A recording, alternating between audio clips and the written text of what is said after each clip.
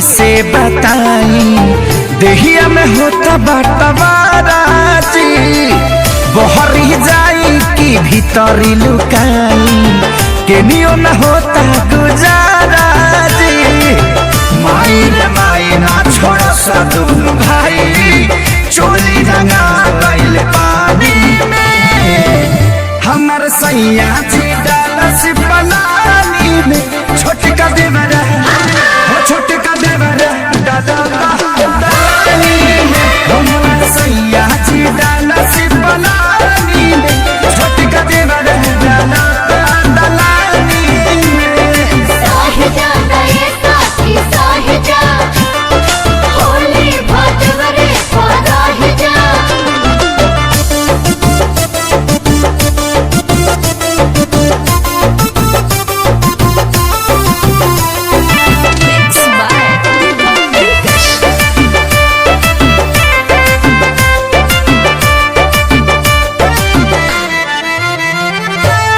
दहिया मर गई रंगवा से भर गई डबल मरद के फेरा में पड़ गई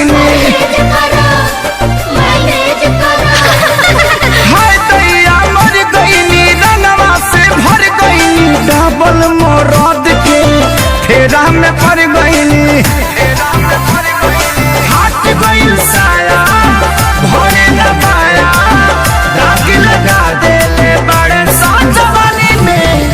हमर सैया जी डालस पलानी में छोटका देवरा छोटका देवरा डालनी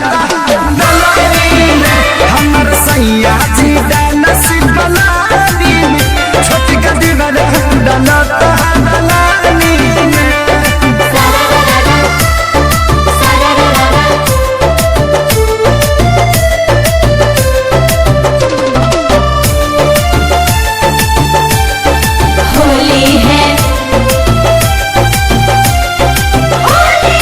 एगो डाले आगे हाँ एगो डाले पाछे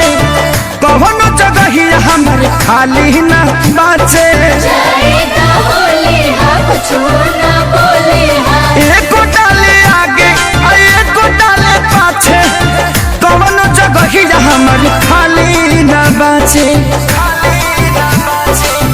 माने न पावन